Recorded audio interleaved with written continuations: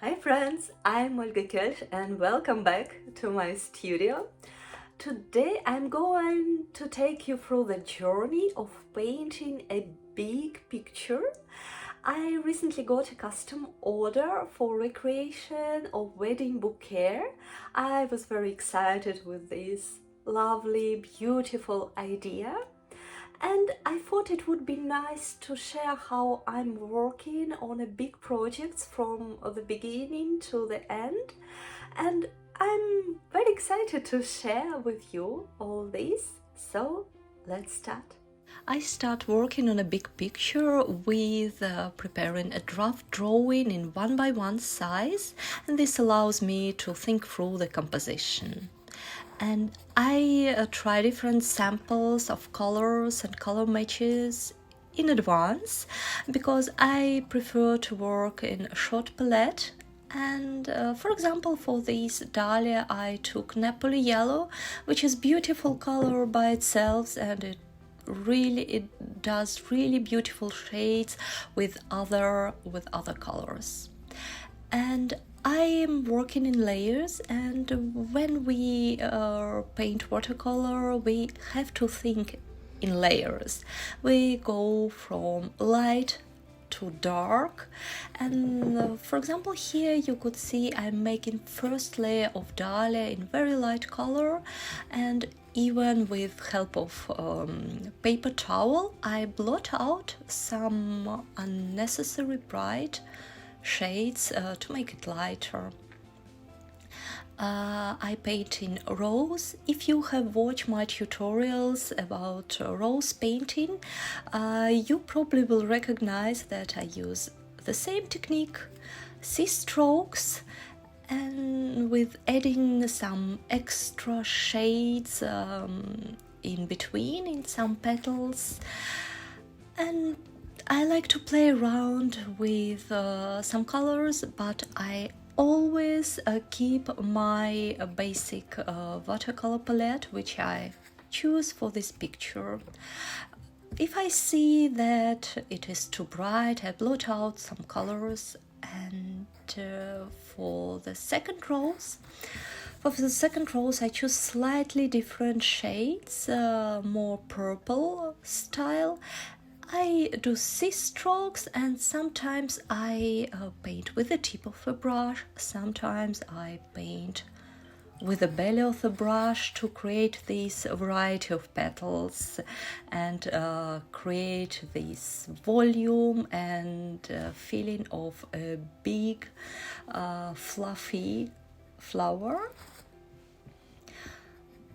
I could add some water and fillings around, some extra flowers which goes aside of the focal point. It's really no need to go into details. I would say I'm making a rough sketch of some flower, and it's very important. You shouldn't paint in details all the flowers in the bouquet. It's important to keep the focal flowers rather detailed, rather popped up, and all the side flowers, small flowers or filling flowers, they should be a little bit drafty, a little bit more loose. Same here, that small little tiny yellow flowers. I do not know these names of these flowers. They're very cute, and it was difficult for me to stop painting too much of details of these. You see, I'm always recommend you stop here, stop there, don't go into the details, but sometimes it's difficult for me as well. When you paint some custom work, it's important to figure out what the focal points will be, what will be our main heroes in this bouquet, for example. And when you look at the final picture, you see that it's this yellow dahlia and roses. And these small, tiny, little flowers, no-named flowers, they're accomplishing that yellow dahlia. I use the same Napoli yellow. And in between here it will be a little bit of fun. Something look like a tulip, but I'm a little bit doubt that that's a tulip. It could be a anemone, for example.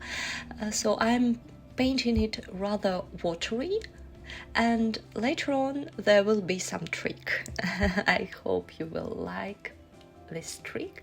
I'm prepare rather watery basement for this flower, and later on will come some magic, some greenery. Yes, now comes the magic. I use a plastic folio. I folded it and I left it there for a few minutes, and now I'm busy with something else. We will be back to that funny part. Now I'm painting another dahlia, but you probably already see that it's much less detailed than the yellow one. And I go around all the bouquet and create small flowers. I paint small flowers, which makes the volume of the bouquet, and here and where I add extra volume, extra shades, extra petals. These some fluffy ones, I paint them just with the tip of the brush, and I leave a lot of white area around, because in watercolor we do not really have an option to paint white, and we could get this airy white feeling only when we leave enough of space, enough of white paper. That's what I'm doing now, making these funny fluffy flowers. I finally removed that plastic folio, and we have now very beautiful, unique texture.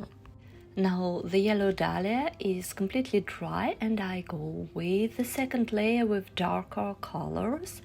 When we paint watercolor, we have to think about layers, and we could add a lot of layers. It's a little bit depends on the type of paper which you use. For example, here it's there 300 grams watercolor paper, which allows me in principle add many layers, I would say 10. But for this very light bouquet, I go just with 2. And with second layer, I paint shades. I'm thinking in shades. I look at their reference picture. I see the shades, and that's what I'm painting now with darker tones. For greenery, I'm painting in very loose technique.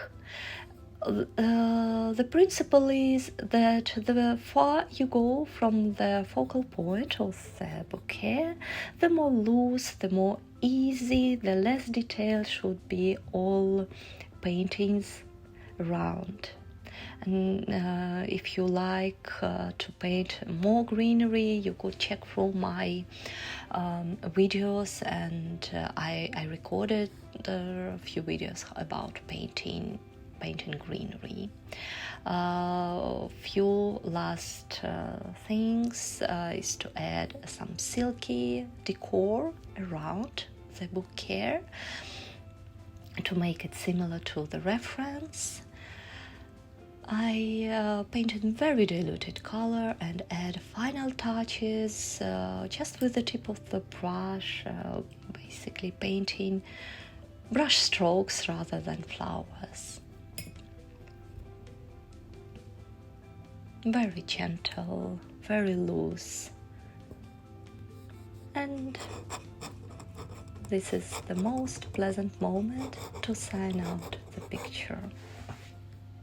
Thank you so much for watching. I hope you enjoyed the process.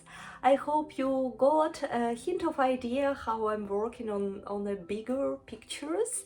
I'm very curious to get your feedback and listen what you would like to see more in the details, which flowers you would like to paint, maybe some tips and tricks about painting bouquet.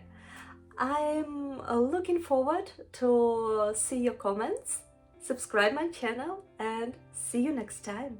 Bye bye.